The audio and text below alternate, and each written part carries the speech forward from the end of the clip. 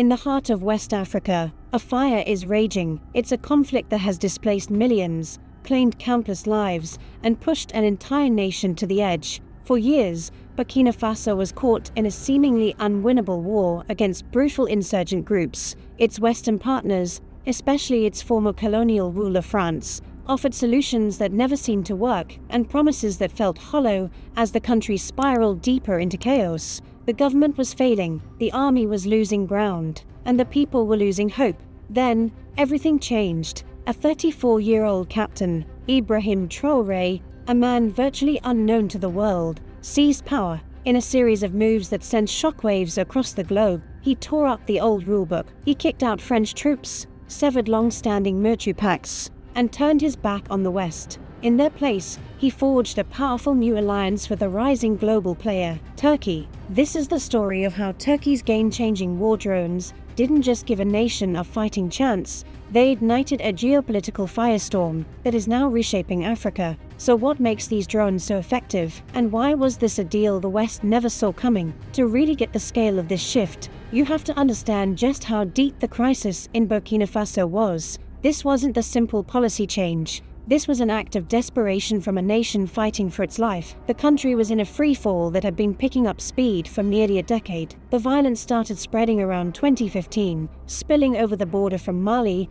as extremist groups linked to Al-Qaeda and ISIL took root in the country's vast, ungoverned spaces. What started as attacks in the north quickly spread, swallowing entire regions. By the early 2020s, the situation was catastrophic. The government in the capital, Ouagadougou, had lost control over huge chunks of its own territory. Some estimates suggested over 60% of the country was a no-man's land, where jihadist brutes roamed free. For the people caught in the middle, life became a living hell. Villages were burned, civilians massacred, and fear became the new normal. This violence triggered a humanitarian disaster. Millions were forced to flee their homes, becoming refugees in their own country, crammed into overflowing camps near the few remaining government-held cities. These cities, like Djibo in the north, became islands besieged by insurgents, with people inside facing starvation. The national economy, already weak, was crippled. Farmers couldn't reach their fields, trade routes were severed, and all the state's money was being poured into a war it was clearly losing. In the middle of all this was France, the former colonial power, which had kept a deep military relationship with Burkina Faso since its independence. For years, France was the main security provider in the Sahel. In 2014, it launched Operation Barkhane, deploying thousands of troops across the region with advanced weaponry. On paper, it was a powerful force, but for Burkina Faso, the results weren't just disappointing, they were disastrous. Despite the huge French military presence and billions in Western aid, the violence got worse. A feeling started to spread, not just with the public, but inside the Burkina Faso military. The French strategy wasn't working. Worse, many saw it as a new form of colonialism that cared more about French interests, like protecting uranium mines in Niger, and the safety of the Burkina Faso people. This anger spilled onto the streets. Massive protests broke out in Ouagadougou, with people waving Russian flags and demanding French soldiers leave. They saw the French presence not as a solution, but as a symbol of a failed past. They saw their own government as weak, unable to stand up for itself or protect its own people. The Burkina Faso army felt this most. They were on the front lines, outgunned and taking heavy losses, while the promised support from their powerful allies seemed to make little difference. The military was broken and demoralized. This mix of national despair, military frustration, and public anger was the perfect ground for a revolution. The nation was desperate for a new leader and a new plan. They wouldn't have to wait long. An era was ending, and a new one was about to begin with the crack of a coup. On September 30, 2022, the change finally came. Captain Ibrahim Traoré, a 34-year-old officer from an anti-terrorist unit, seized power, throwing out the military junta that had itself taken over just 8 months earlier. To the world, he was a nobody, but in Burkina Faso, he was the face of a generation's frustration.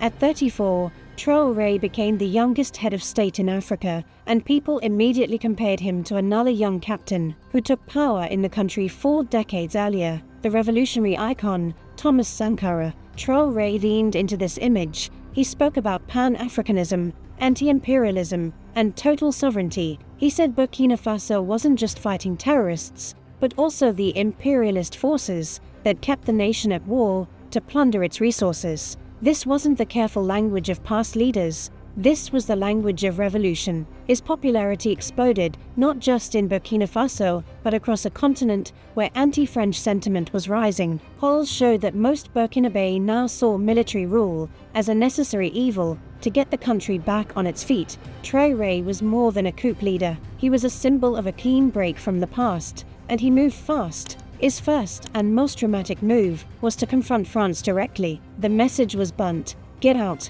He kicked out the French ambassador and demanded the complete withdrawal of all 400 French special forces. It was a stunning rejection of decades of military partnership, something that would have been unthinkable just a few years before. He tore up the military deals that tied his country to France. This wasn't a negotiation, it was an eviction. This left a huge strategic hole. The question was, who would fill it? The answer came in two parts. First, Traoré looked to Russia. Like his neighbors in Mali and Niger, he saw Moscow as a practical partner that could provide soldiers and weapons without the political strings attached to Western aid. Russian military instructors soon landed in Ouagadougou, and deals were signed for everything from military training to a potential nuclear power plant. But Russia was only half of the plan. The real game changer, the partner with the technology to break the military stalemate, was Turkey. Ankara had been quietly growing its influence in Africa for years with its Africa initiative. Turkey presented itself as a different kind of partner, one with a non-colonial past,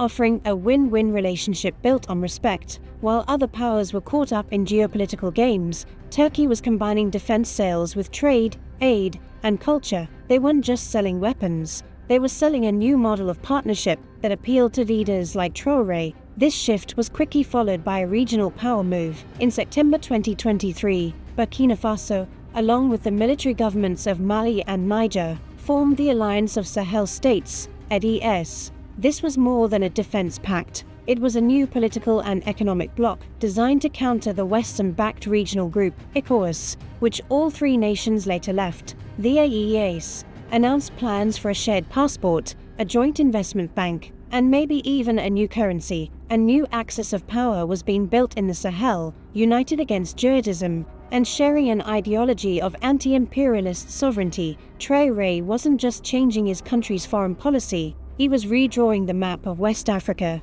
and the key to his new military strategy was a weapon that had already proven itself on battlefields from Libya to Ukraine: the Turkish drone. The arrival of Turkish drones in Burkina Faso was a revolution for the country's exhausted army. This wasn't just another arms deal, it was like getting a silver bullet, a weapon that would completely change the war. From a new secret airbase near the capital, Traoré's new arsenal took to the skies, and the battlefield was never the same. The stars of this new feat were two drones from the Turkish company Baykar. First was the world-famous Bayraktar TB2. This drone can stay in the air for over 24 hours, silently watching from high above the battlefield. Its real power is its precision. Armed with laser-guided missiles like the MAML, it can hit targets with pinpoint accuracy, which should minimize collateral damage while maximizing impact. But Traoré didn't stop there. He also got its bigger, more powerful sibling, the Bayraktar Akinci. The Akinci, which means raider, is in another league entirely. It's a strategic combat drone, the kind that can carry out missions once reserved for fighter jets. It flies higher, faster, and longer than the TB2, but its biggest advantage is its payload. While the TB2 carries about 150 kilograms of weapons, the Akinci can carry up to 1,500 kilograms, including bigger bombs and long-range missiles. The Akinci is also packed with advanced tech like state-of-the-art radar and electronic warfare systems. It has satellite links that allow it to be controlled from thousands of kilometers away. Basically, the Burkinabe army went from being outflanked in the bush to having an air force that could see everything and strike anywhere. The impact was immediate. The drones gave the army what it desperately needed: superior intelligence. They could track insurgent movements in real time, find their hideouts, and follow their supply lines. This information fed directly into precision strikes.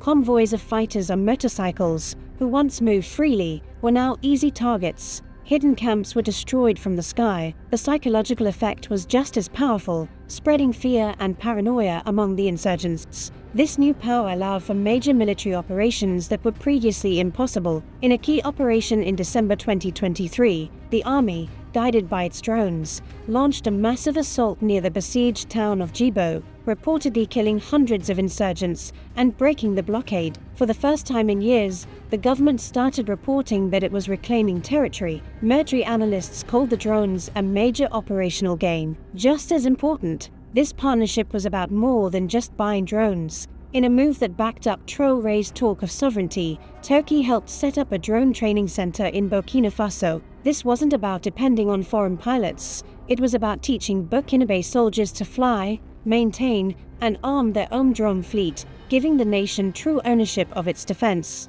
However, this new power came with a dark side. Using such deadly weapons in a messy conflict carries huge risks, and the Army's drone campaign has been stained by credible reports of civilian deaths. Human rights groups have documented several incidents where drone strikes, which the government called successful anti-terror operations, actually killed large numbers of innocent people. One of the worst examples was in August 2023. The story of Burkina Faso's pivot to Turkey is a snapshot of a much bigger global shift. The effects are spreading far beyond the Sahel, signaling a deep realignment of power across Africa. This isn't just about one country swapping partners. It's a clear sign that the old post-colonial order is dying and a multipolar world is rising. For decades, France dominated the security of French-speaking Africa. Paris called the shots and was the main foreign power broker. That era is over. The expulsion of French forces from Mali, Burkina Faso, and Niger is a historic collapse of French influence in the region.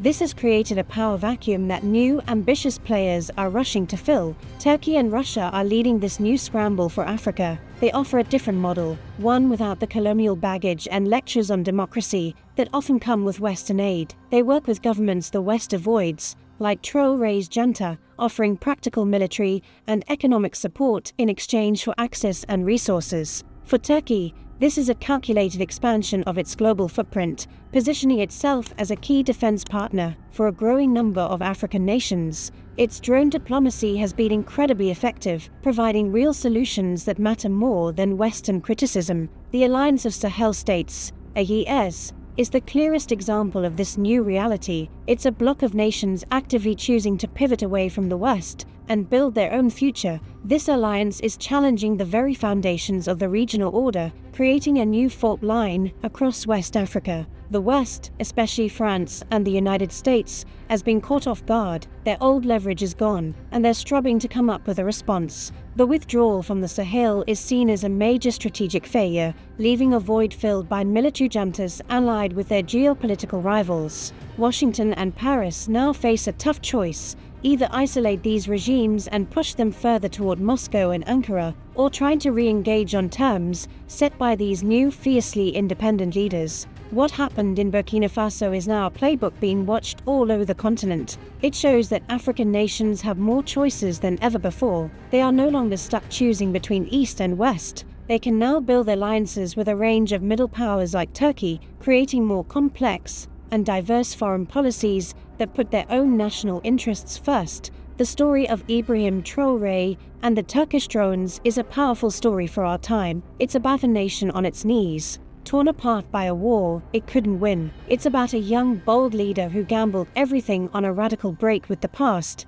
armed with a powerful new message of sovereignty. And it's the story of a technology, the Bayraktar drone, that gave him the military muscle to make that gamble pay off, at least on the battlefield. But this isn't a simple story of good versus evil or technological salvation. The path Traoré has chosen is risky. He's traded a reliance on the West for new partners whose own goals might not always align with Burkina Faso's. What's certain is that the ground has shifted for good. The era of Western dominance in the Sahel is over. A new chapter has begun, written not in Paris or Washington, but in Ouagadougou, Bamako, and Lomé, with critical support from Ankara and Moscow. This isn't just the end of a chapter for Burkina Faso, it's the start of a new, more assertive, and far more unpredictable era for the entire continent. But what do you think? Is this a real move towards sovereignty, or a risky bet with a new set of foreign powers? Are the victories on the battlefield worth the tragic cost of civilian lives? Let us know your thoughts in the comments below, and if you want to keep understanding the complex forces reshaping our world, make sure to like, subscribe, and hit the notification bell so you never miss an update.